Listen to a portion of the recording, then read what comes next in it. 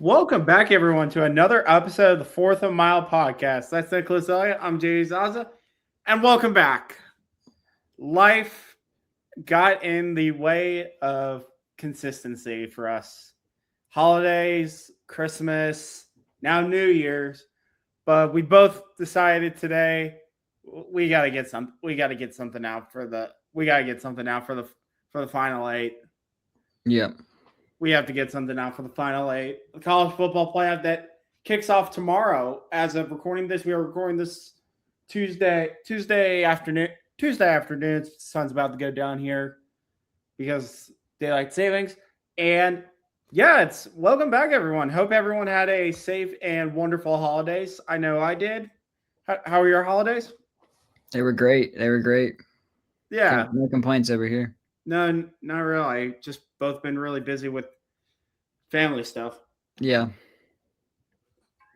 But to run down today, this year, this episode, we're just going to talk about the four playoff games that are going to happen on tomorrow and then on New Year's Day. We got three on New Year's Day, one tomorrow night. Right now, we just got bowl games on, and I have the Coastal Carolina Louisiana Tech game on right now. And then after that is the Music City Bowl with Tennessee and Illinois, and then after that is the Alamo Bowl. All right, so where do you want to start? Do you want to give a little brief rundown of what we thought about the first round? Yeah, we can do that. All right. Went about what we both thought. I mean, we both probably thought Alabama would win, which not in the way that it went. Obviously, getting down 17, but still winning that game was kind of crazy in itself. I mean, what surprised me was Miami. The game I thought Miami, Texas A&M was going to be Alabama, Oklahoma. I thought Bama and Oklahoma would be a little less competent on offense, but no, actually both offenses played pretty good in the Alabama Oklahoma game. It was just the opposite of the first game in Tuscaloosa. Oklahoma had the turnovers and couldn't put Alabama away. It was the complete opposite of the game. Oklahoma had the turnovers and it's the complete opposite game you and I watched together up in the Champions Cup. It was kind of like the carbon copy because didn't Oklahoma outgain Alabama by a ton?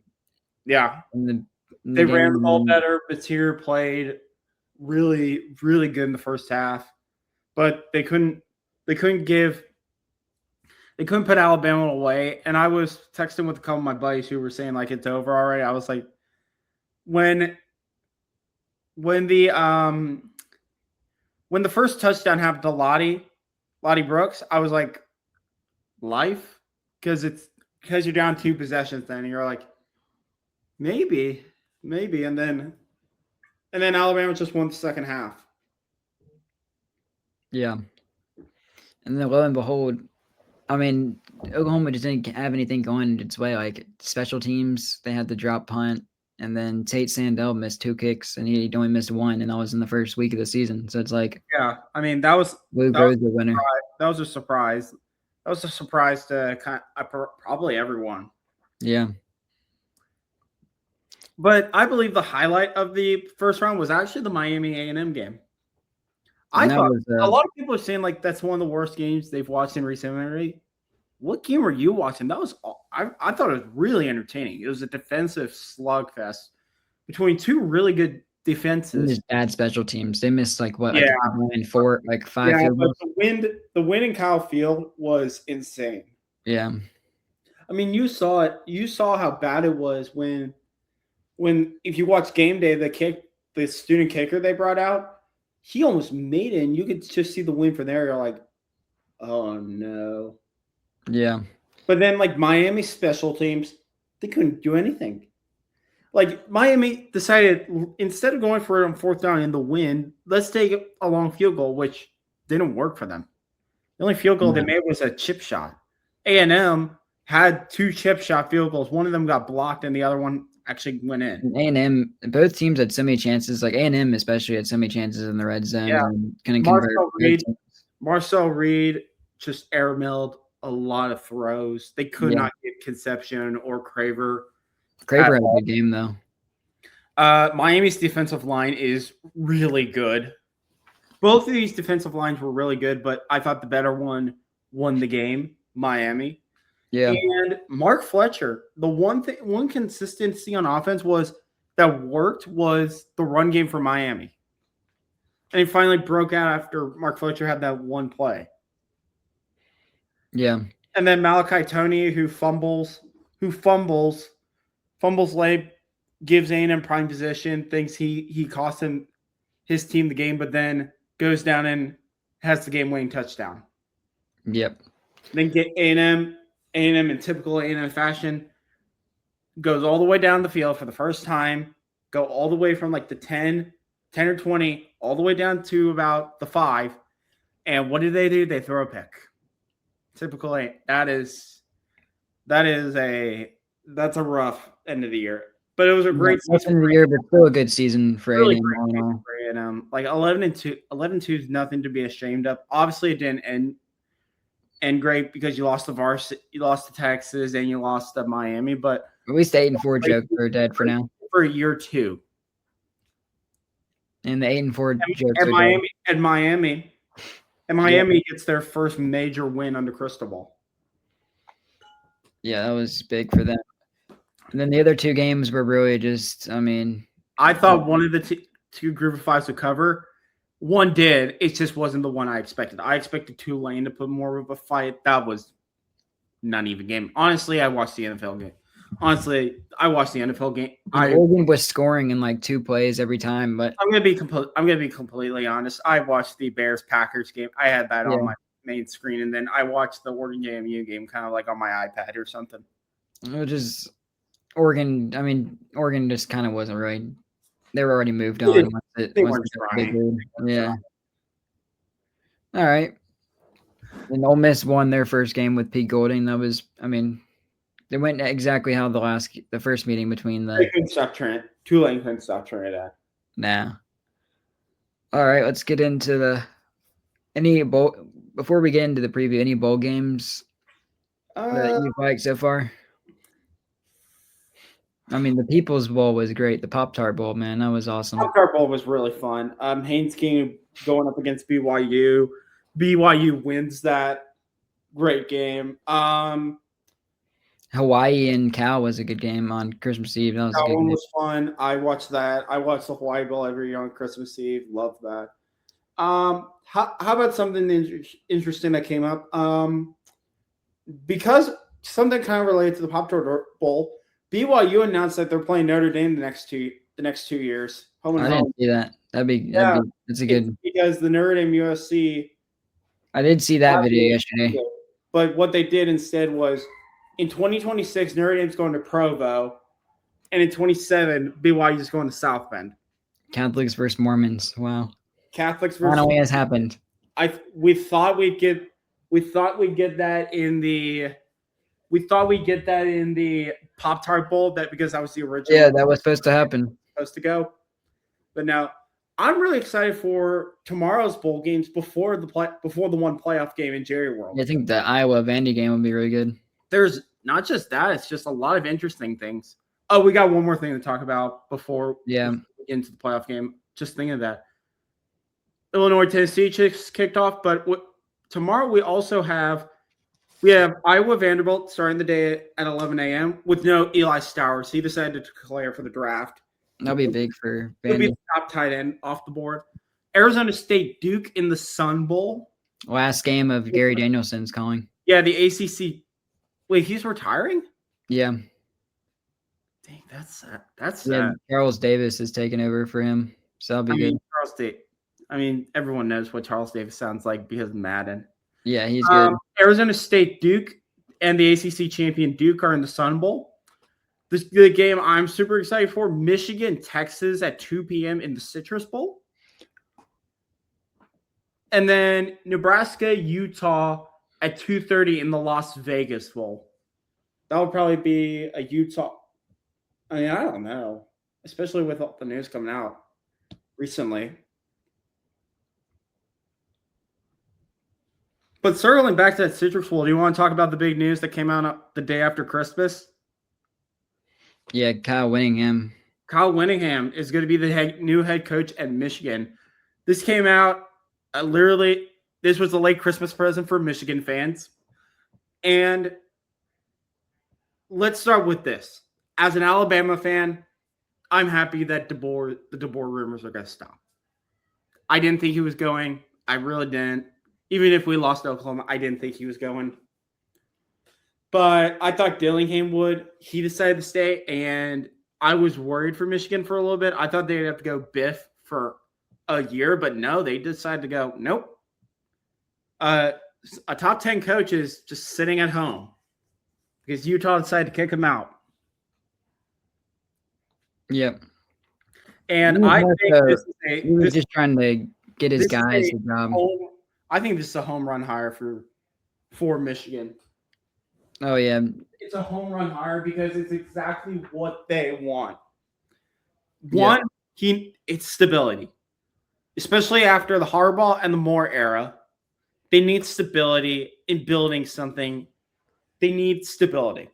Whittingham brings that. And second, Whittingham's style of football is basically what works in Michigan: run the football, play good defense.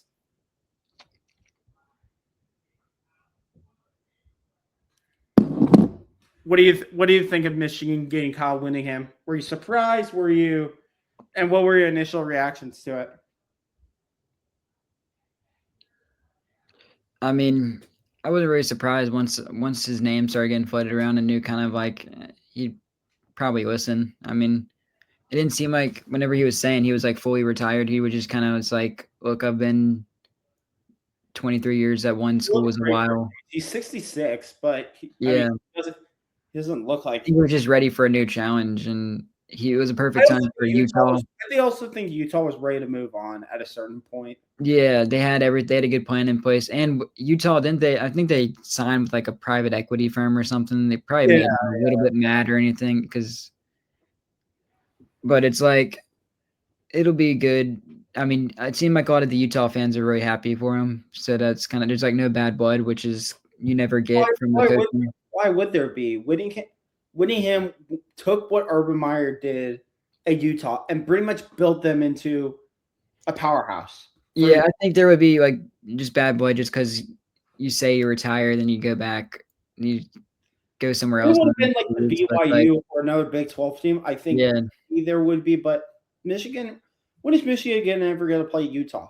Yeah, no. A bowl game or a playoff game? It'd be interesting to see how BYU, or not BYU, Utah will do with the new coach, but I mean, they've had their successor for a while. This has been for a while, and the funny thing is when Penn State's job was open, everyone thought Sataki was going to leave, and if Sataki left, then he was going to take a lot of Utah and BYU guys and go to Penn State. Yeah. But Kyle Whittingham's going to take probably a lot of BYU and probably take a lot of BYU staff and Utah staff. He's taking the defensive coordinator, that's for sure. Yeah, exactly. And I think their big one is offensive coordinator. Obviously, the big question is retention. Because Michigan will actually do a pretty good job with the retention. Their big one they need is Underwood. I mean, it's obviously Underwood. I mean, they're probably going to do a better job than Auburn's been doing right now. Not to bring that up, but that's been crazy. Auburn's. I mean, once we get the portal opens on January 2nd, we'll definitely have episodes next week.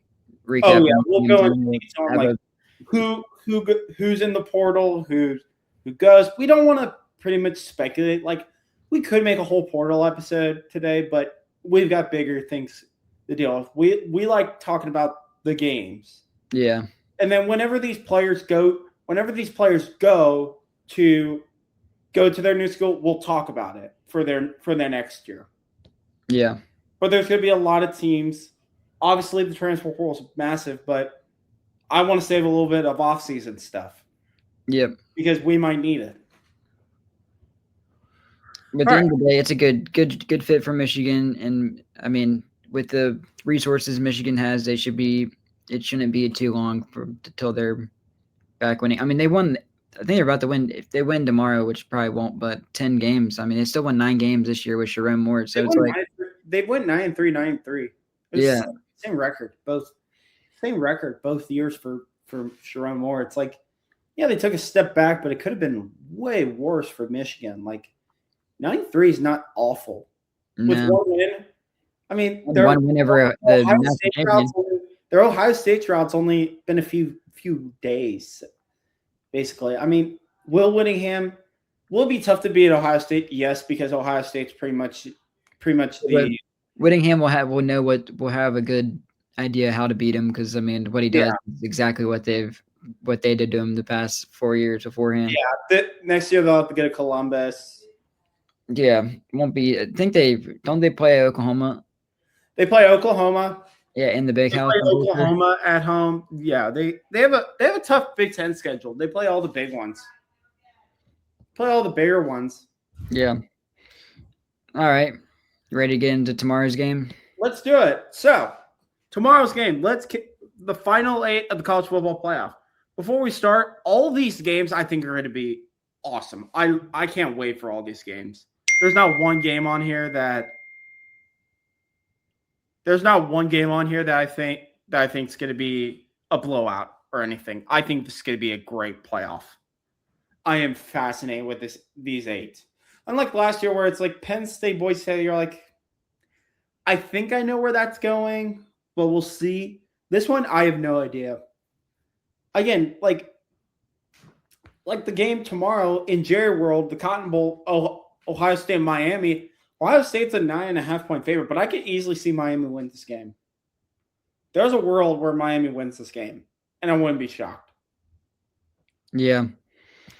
I think what Miami's going to do on the offensive end, they were really conservative against A&M. And honestly, I don't blame them with the win.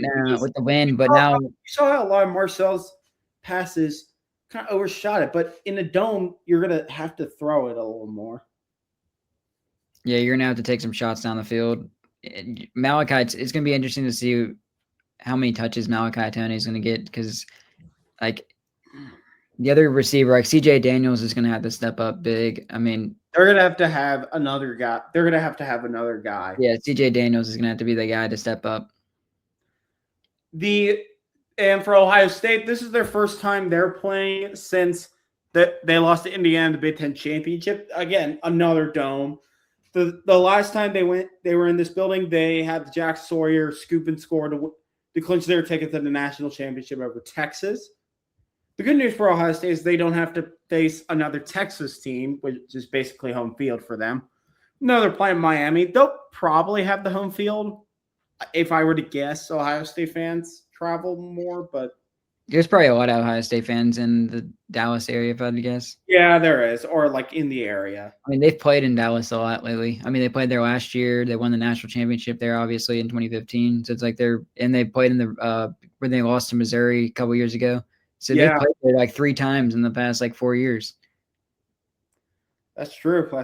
So Jerry's World is quite a familiar sight for Ryan Day's team. Yeah, honestly, it might be a good scouting for Jerry Jones on some guy in the safety end if he falls, but I doubt it.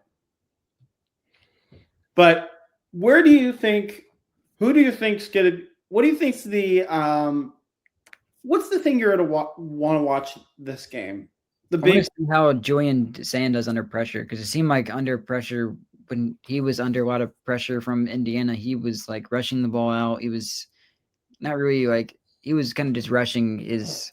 And honestly, I think Miami front might be better than Indiana's front. It's close. Yeah. But you got you got 2 edge rushers. Miami's really, really good at interior play. Like their offensive line and defensive line are both top 10. And what's good is this is a battle. I think Miami could win the trench battles because they have a really good offensive line as well. Like they have. Yeah, and you're facing a Ohio State team that, it's gonna be tough. I mean, I think Ohio State's defense is probably gonna be the biggest factor here. But the thing I'm watching about is one thing in particular. It's Ohio State's wide receivers against Miami's secondary. Yeah. Especially the number 2 spot. I think Miami's cornerback 2 is going to be out this game. So that means you're going to have Cardinal Tate going up against cornerback 3 for Miami. That's not fun. That's not good. That's not good. So I think Ohio State's going to try to just sling the ball. That's what I think they're going to try to do. I think they're going to sling the ball. I think that's how they're going to win this game. They're going to like, let's get it out of Julian's hands fast. Let's get it to these two monsters on the outside. That's what I think the game plan will be for Ohio State against Miami.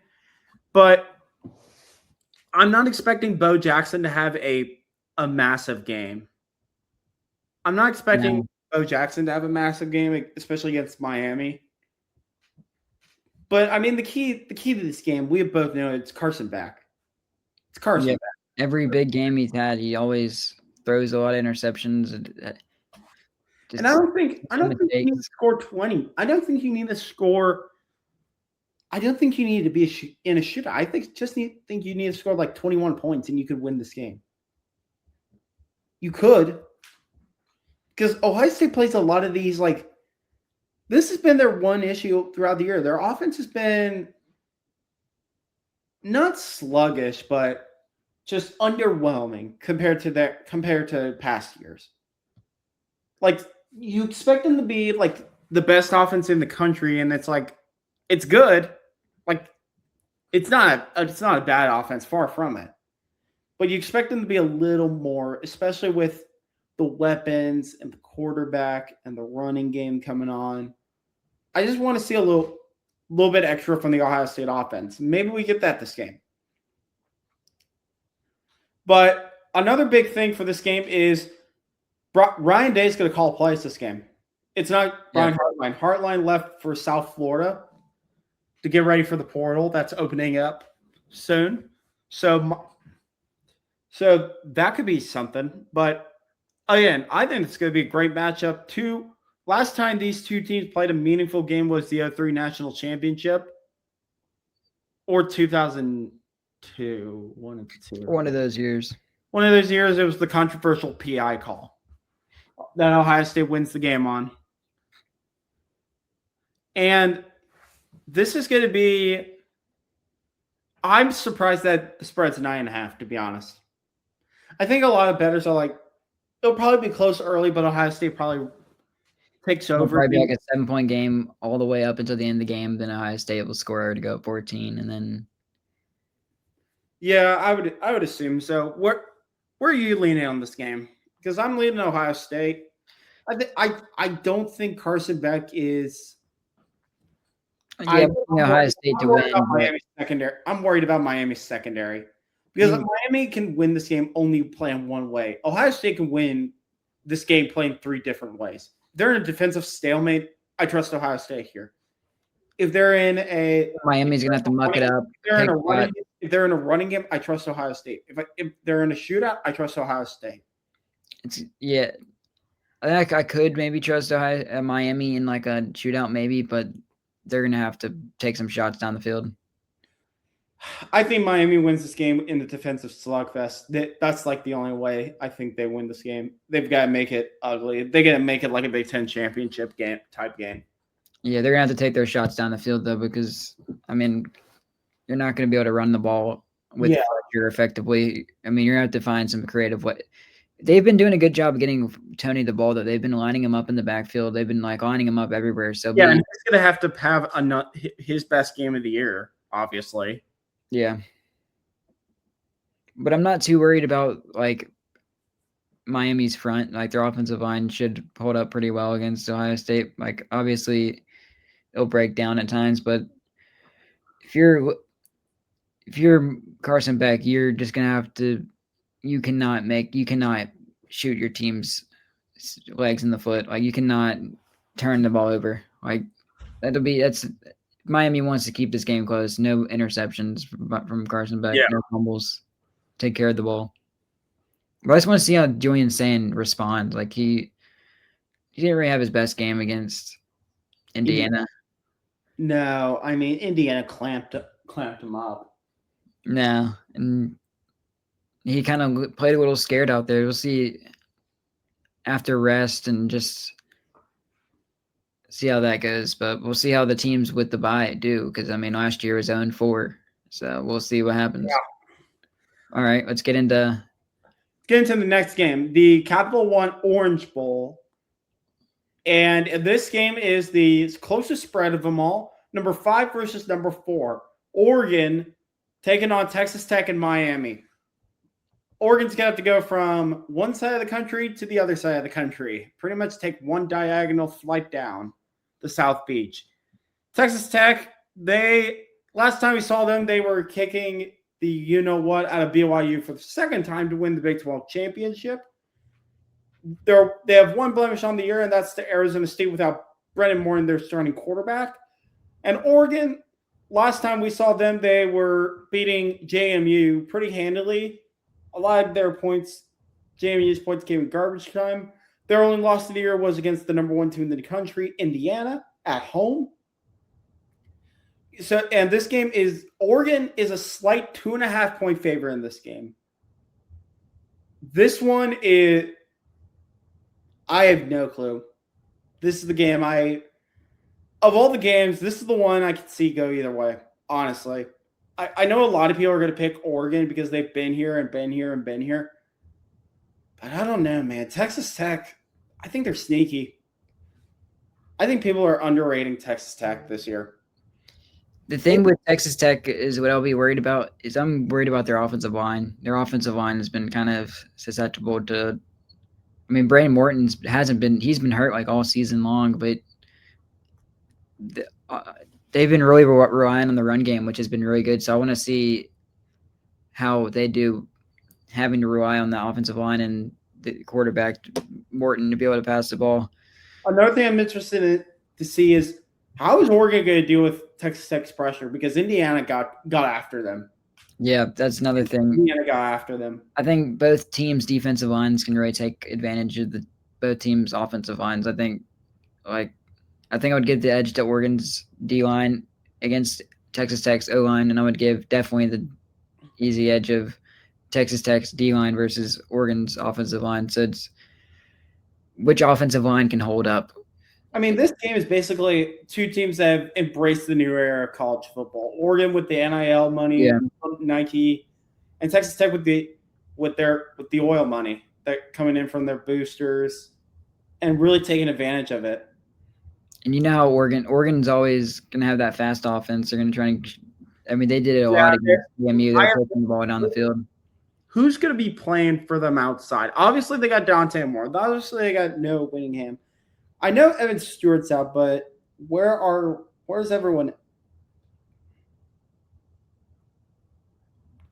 Who's going to be playing outside for Oregon this game? They'll have Malik Benson. They do have Malik Benson. He had a couple of touchdowns.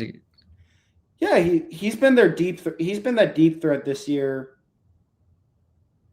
He's been that again. He's been that deep threat that they badly needed.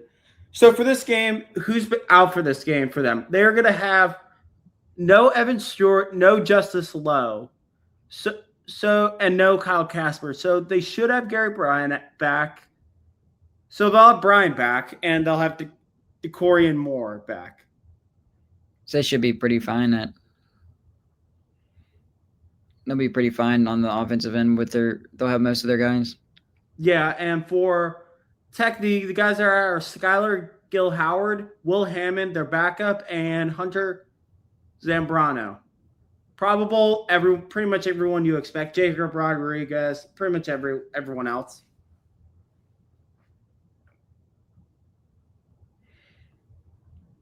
Yeah. It'll be interesting to see how Texas Tech does on the outside, like their corners. Like they're really good with Jacob Rodriguez. Their front seven is really one of the best in the country, but just how they gonna have to defend Dante Moore? He can stretch defenses out. He's got a cannon of an arm. And I think the best way they're going to defend teams is by putting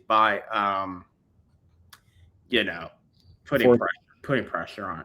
Oregon's run game is not that good either. No, but also, Tech has the number 1 run defense in the country. So it's going to be all on Dante Moore to be able to win this game. I don't. In Tech, I feel like Tech. I mean, I feel like Who Tech knows? knows what they need to do. Tech hasn't seen a team like this all year. Now, It's a team this talented all year. That's the one question. Is like, how much did the Big 12 kind of hide Texas Tech or bring them up? Did they hide Texas Tech from their true? I don't know. How good is Texas Tech this year? We'll find out. I think they're probably. I think they're really good. I think they deserved. They deserved a first round bye. I thought they've been one of the more dominant teams all year. No one's really been close to them when it comes to the Big 12. But again, they haven't played a lot of out conference this year, so we don't know. no, It's going to be also. I do think this game benefits Tech for the time. It's in Miami, one, so it's a little closer for Tech, and second, it's at 9 a.m. Pacific time for Oregon. That might be something. I probably not, but because warm out there. Oregon. I You think know what's crazy? Which team is going to be on the shaded side of the field? Because you know how Miami Dolphins games, whenever they play those noon games, one side of the field is in the shade, one side of the field is in the sun. It would be nice out in December. Yeah, but still, I mean, let's see what it's supposed to be. Miami. I'm gonna look up the weather real quick. I mean, still, it's still not going to be what any of those teams are used to at this time of year. I mean, Tech definitely more. With all that being said, I think Oregon wins this game. I think they learned from last year's embarrassment in the Rose Bowl. I think they're trying to peak at the right time. I think that was their offseason plan.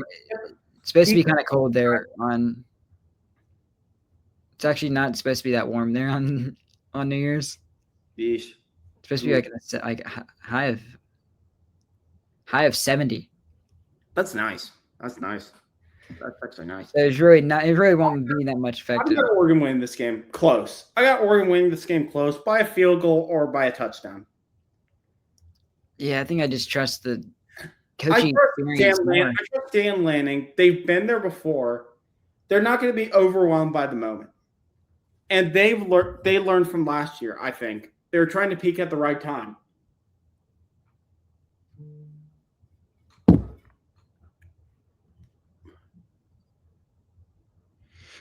Yep. All right. Ready to move. I guess we can move on to the granddaddy of them all since we'll just go in order. Granddaddy of them all, Rose Bowl. Weather is probably going to play a factor in this one too. Could be spotty rain is what it looks like. That's better than what it was. Alabama playing in their first Rose Bowl since 2023 against Michigan. They will be taking on the number 1 seeded Indiana Hoosiers. Indiana is a 6.5-point favorite. This game will take place at 3. So the sun will not set in the fourth quarter this year because the Sugar Bowl's like, hey, we can't start our game at 9. We can't do it. So, and plus there wasn't going to be any sunset because probably this game's going to be spotty rain.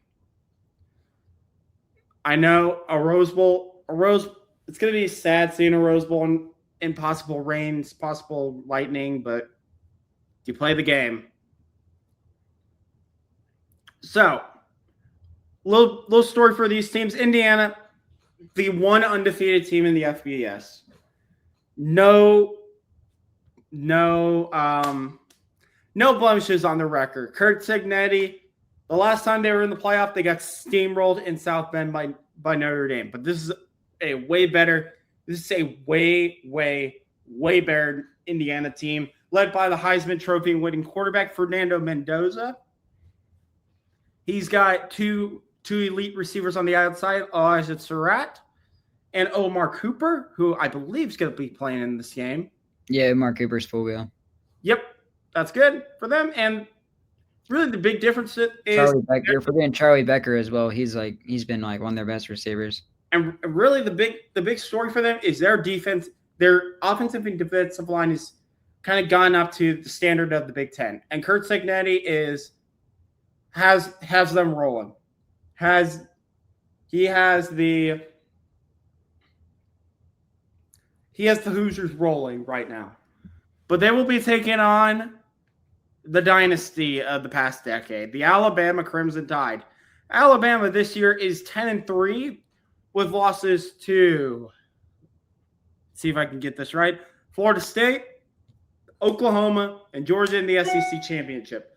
They played Oklahoma in the first round in Norman and won that game. Won that game by 10, I believe. Was that a 10-point game? Doesn't really matter. Alabama won the game in Norman. They were playing in the Rose Bowl again. Indiana. This is the 100th year for Alabama. 100. This is the 100-year anniversary of the Alabama's first ever time playing in the Rose Bowl back in 1926. And this game is, again, probably the best, probably the most successful program in the history of college football historically versus the worst team in college football historically. It writes itself. It's the granddaddy of them all. Alabama, Indiana, 1 versus 9. Here we go. Where would you like to start on this game? I mean, I think the game pretty much most of the games this year, Alabama's gone off to slow starts. What's going to happen in the first quarter could really set the tone for what's going to happen in the game, because Alabama's really started out. I mean, dug itself 17-0 whole last game. Couldn't really get anything going offensively against Georgia at all. Couldn't even get across the 50 really in the first half.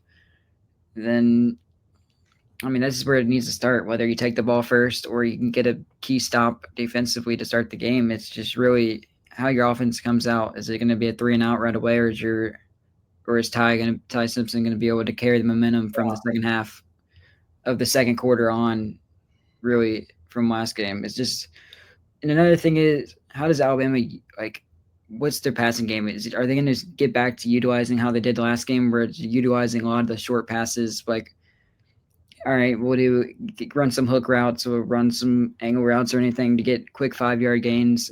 Is Indiana going to be like shutting that down with the man defense, or are they going to let Alabama have that? Because I know they know Alabama's run game is not good. I mean, everybody can see it. The film shows it for itself. Yeah, everyone can show it. Indiana's got an insanely good D-line. They've been great against the run, but again, just like Oklahoma, it really doesn't matter because Alabama doesn't run the ball anyway. No. They'll try to like they did in the Oklahoma game. Like it's really just like you can get the effective 3 to 4 yard carries at times, but if you can break one like they did, like Daniel Hill got that big run against Oklahoma, one big run can really just change momentum. It's just like you. Yeah. And another thing for Indiana is one of their starting defensive linemen is going to be out because of celebration. Do I think that's going to be a big deal? Probably not. Because of how much time they've had in between to get guys more reps at the spot and everything. I think they'll be. Indiana's going to be well rested, ready to go. It could hurt a little bit, but yeah. Another big thing is Indiana going to be overwhelmed by the moment. They're in the Rose Bowl for the first time in their history. They're playing Alabama. They're the favorites. It's not like they're the underdogs or anything. It's just like it's just is the moment going to be too big? Is like last year? Last year. How is the bye going to affect these teams? And in these big games this year, when Indiana's been playing like these big games, like the Iowa, Oregon, Ohio State games, Mendoza's like their offense have been very sloppy. But again, there's like a 6-5 touchdown. They've also done a great job of holding the other team. I mean, they held Ohio State to 10 points. Yeah, granted, Ohio State kind of shot themselves in the foot a couple of times in that red zone. But still, gotta be fair where it's due. Yeah, they shut down everyone. They shut down Oregon. They shut down Penn State. They shut down Iowa. They shut down Ohio State. Shut down everyone. No one's been able to effectively dice up Cignetti's defense. No. I think Alabama has the ability to be able to do it, but it's shown every game where it has lapses, whether it be over the course of a quarter or even a half, where it just can't get it out of its own head, get out of its own way, gets pinned. You got to play complementary. Your special teams, your punter, you can't have bad punts. I mean, special teams is starting to get better lately. I mean, Talty's been really efficient lately. maybe that will continue. But the punting situation has been kind of bad. It's been pretty miserable It lately. hasn't been great, but Now, I mean, this is going to be a game of inches. This one, I don't see this one be a blowout. This is going to go down the wire, like it yeah, always will. It's a Big Ten versus. It's the best of the Big Ten versus an SEC. and This both of these teams are battle tested. Like I mean, every big game Indiana's played, they've had to have come from behind victory. It's not like they've just been steamrolling everybody. They've had to have the late drives, whether it be against Penn State. no. And one thing that's going to be interesting in this game is how is Indiana going to deal with Alabama's secondary and the Yeah. defense? How is Alabama going to play against Indiana? Because Alabama, what they do a lot of times is they just say, "You're not going deep. You're going to pick us apart.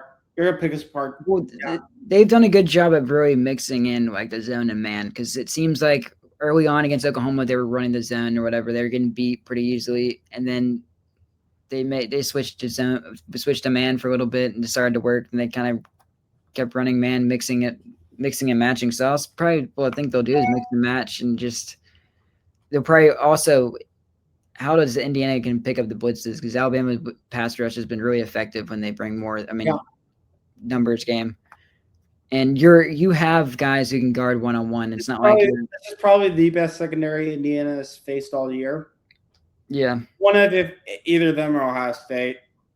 I mean, again, Indiana's got some really good. Surratt, it's Cooper, probably the best defensive line they've seen all year. This is the best defense they've seen all year. and I'd put the trio of Surratt, Cooper, Becker up against any receiving core in the country. They're really good. They have really good. Like Becker is really good in the 101 catching. So is Surratt. And I think what a lot of teams overlook is teams have been able to run on Alabama. Like that was like the yes, you could do that last year. That teams were able to run on Alabama, but this year Alabama's defensive line and linebackers have done a good job in not giving up whether it be the 5 to 6 yard runs. It's been like 2 to 3 yard carries, and I mean Roman Hemby is a really good running back. He was the transfer from Maryland last year, but it's going to be interesting to see how he's utilized. And how Mendoza's also been a guy who he doesn't run often, but they do call some run plays for. So it's like it's going to be runs an issue. A lot of it, like you said, a lot of it's going to be the start. But Indiana runs a lot of RPO. Signetti's great. I mean, this is going to be again. It's going to be a chess match. Again, it's going to be a wonderful chess match between two great teams, two great coaches. Similar stories. Kalen, both these coaches have histories at the other. Signetti was on the few Alabama staffs when they were winning, and then DeBoer was Indiana's offensive coordinator for a little bit of time. Yeah. So there's a lot of, and these are two of the best big game coaches ever in the country. Like Signetti and DeBoer are great in the big games. They're up there with Smart, Day as some of the greats in the big game. So again, chess match. I'm ready. I think it's gonna be a classic. Yeah, I mean, look, we both know who we're probably picking. Like, I don't know. I think Indiana. It's a coin flip game, really. I mean, it's 6.5 point spread. I mean, anything between 6.5 and 1.5 is practically a coin. It's a one touchdown, one possession game. I think it's gonna come down to it's gonna be a four quarter game. It's not gonna be a blowout. I mean, anybody who thinks that a lot of these players were younger when they went into Michigan. Does that bring out something to them? I don't know. Yeah, I don't know. Like, is Indiana going to be flustered by the moment? Probably not, but I don't know. Yeah, I mean, what would you cannot have two or three straight 3-and-outs if you're Alabama. Like who do you think is going to be needs to have a big game? Like we're both probably going the same answer here. It's probably going to be Ryan Williams, but it has to be. But I mean, until I see it, it's like I think Josh Cuevas is going to have a big game. Cuevas, I'm expecting it's Cuevas. I'm expecting Deontay Lawson. Yeah, the linebackers going to have to play great this game because of Indiana's RPO. They're going to have to be disciplined. I think what's going to be big against that pass rush, especially on third downs, is going to be Jam Miller in the pass. Also, I'm very interested to see, like, is Indiana's secondary ready for Alabama, for Alabama's receiving? Because Ohio State and Alabama have probably the two best receiving cores Alabama's faced, them and Oregon. Alabama, the weird combination for the thing that's going to be interesting to see is, like, how can Indiana deal with the depth of Alabama's receivers? Because Alabama's got like 4 or 5 guys they really trust the catch. A lot of the other teams they've played, like Oregon and Ohio State, have had like 2 or 3 guys. It's like that's it. Alabama's got 5 or 6 guys that they trust to catch the football. But probably it's coming down to defensive line. Who wins the Alabama's offensive line or Indiana's? Alabama's offensive line has been really suspect throughout the season, but again, it was suspect back in 2021. Last time Alabama was a 6.5 or more underdog in a game when they played against Georgia. Their offensive line had the best game of the season against that team. Will that happen again? Who knows? But I think Alabama's offensive line will probably have one of its better games this season if I just had to guess, just based on what's coming. Winner goes to the Peach Bowl. Yeah. Winner goes to the Peach Bowl. And look, if you got everything right in front of you, it's going to be a good game. But you ready to get on to probably one of the more intriguing. These two teams played earlier in the season. And one of the great games this year in the SEC. Well, one team did not really have its identity on one side of the ball, and that's the Georgia Bulldogs. Their defense didn't really have an identity. Their defense was not where it was towards the end of the season. Like Kiffin diced them up. Yeah. Kiffin and Trent. Also, Gunnar Stockton had his best game of the season that game. Yeah. I mean, they scored. But again, this is Ole Miss, Georgia in the Sugar Bowl. Yeah. New Year's Day night. There's gonna be a lot of. It's probably gonna be like what? If I had to guess, it'd be 50. Oh, I think it's gonna be 50. It'll probably be 50. Probably maybe 55, 45. Yeah, something like that.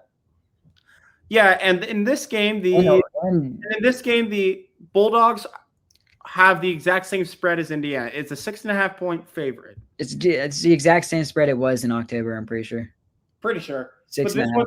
This one's on neutral field, unlike in Athens. But at the end of the Ole Miss game, Georgia found its identity on defense. Yeah, that was kind of their wake up moment. How does Ole Miss replicate that?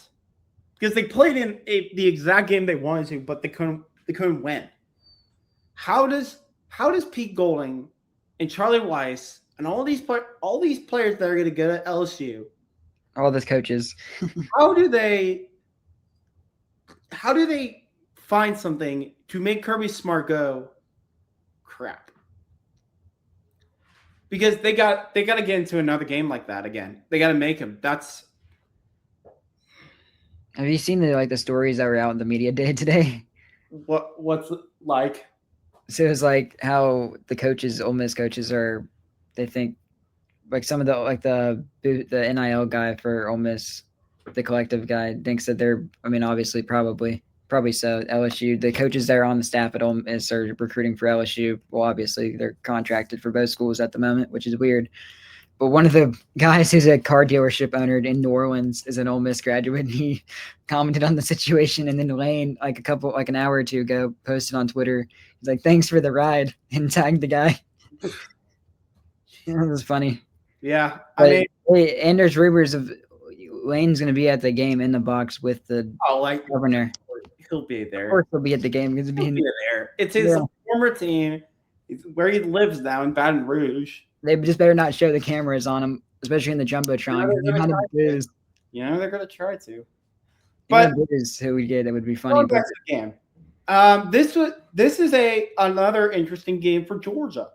This was the game. This was the first start of Gunnar Stockton's career in the Sugar Bowl last year. Yeah, they got killed by Notre Dame. I'm trying to see something of the. A year from now, Stockton looks like a completely different player. One of the three best quarterbacks in the SEC, probably. And this Georgia team is. I'm trying to find a way that Ole Miss wins the game, but I don't know. It's tough being. It's tough. I know it's tough being a team twice, but Georgia's got their offense is like firing on all cylinders right now. Yeah, they're peaking at the right time. The way Ole Miss wins this game, I think, is Trinidad Campbell's gonna have to make. He's gonna have to do what he did the last game. And defense is gonna have to come up with a stopper, like instead of just forcing field goals. I mean, yeah, it was great for them, but it's like you're gonna have to get through turnovers. If he wins this game against Georgia, then they'll have a lifetime contract for him. Seriously, then everyone. How about this? Earlier in the season, when these two teams played, Colby Young, that was the game where he got hurt, and he's probable to play for this game. He's probable to be back, and he had a pretty scary injury. Yeah, so that'd be pretty good to see for that receiving core to get another boost for Georgia. All right, where do you think if Ole Miss wins this game, how are they going to do it? I mean, they're gonna have to do it exactly how they did last time in Athens, but they're gonna have to get a stop or two, like a shootout. That's their way to victory. It's gonna be a shootout because it's like they had that. That was their way of victory last time when they had it, but they just couldn't score away. Tight ends couldn't stop the tight ends. Tight ends killed him.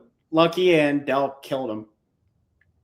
So that's where it's going to be. They're going to have to, I think, a shootout. They're not going to be able to win a low-scoring game. They're not. I think the only way they'll win is a shootout.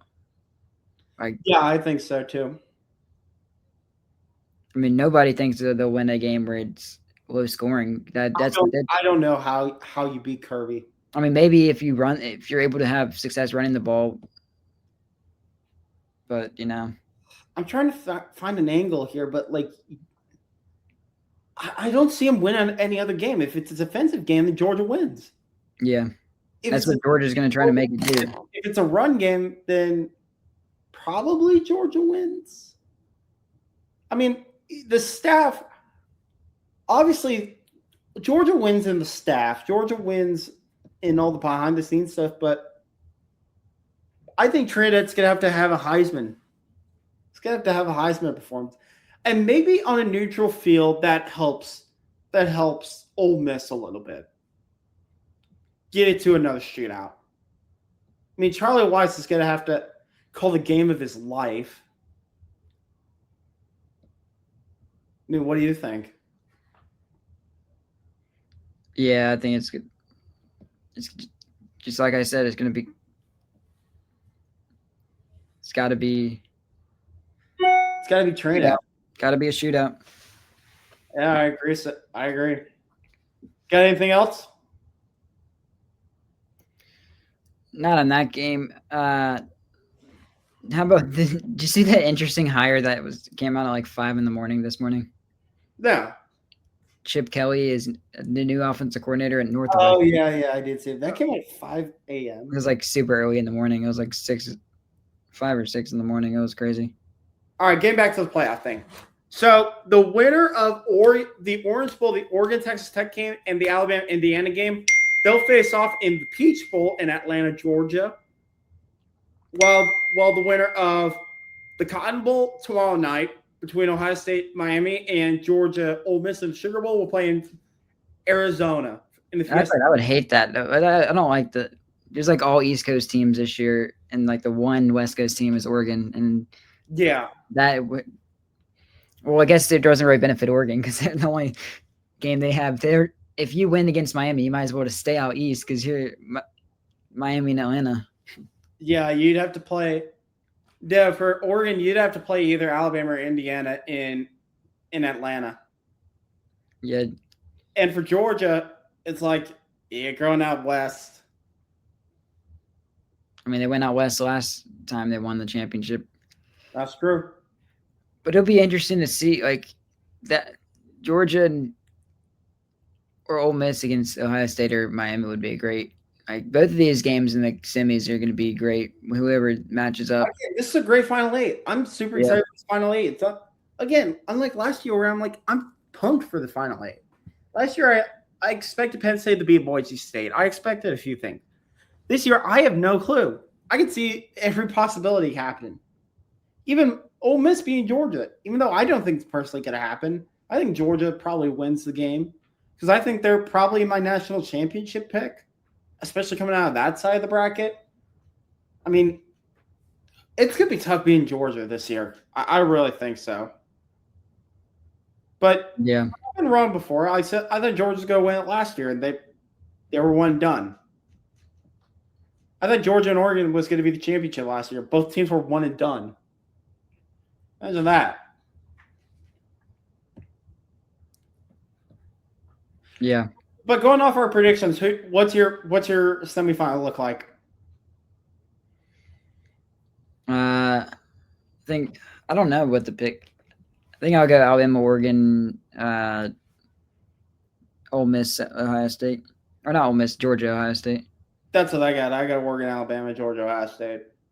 I just think Texas Tech, Joey McGuire. I don't. I trust Oregon. I trust Oregon. Look, he was on the hot seat heading into this season. Joey McGuire was. I know. I don't know what Tech fans really think about him. I love to see Tech go far, but I think Oregon. It's gonna be tough being Oregon.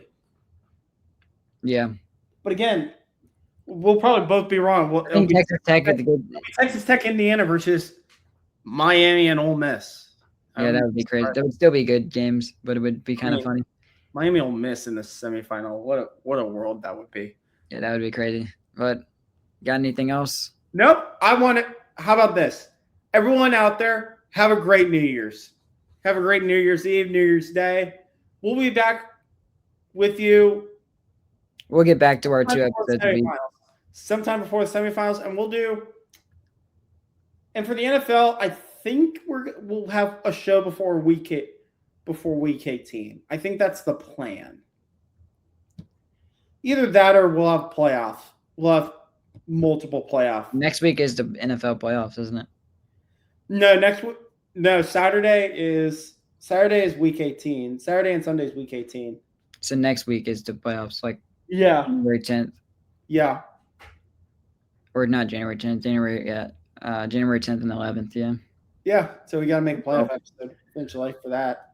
And that's NFL. I mean, both the college and NFL are kind of crazy because there's like nobody knows who's going to win the championship in either. Like, no. Not as. Yeah, there's like no chalk answer either way. Yeah. Oh, you got anything else? I think we're good. All right, well, that'll do it for this episode of the Fourth Mile Podcast. We'll be back sometime soon for the NFL and sometime soon for college football. But until then, everyone have a great New Year's Eve.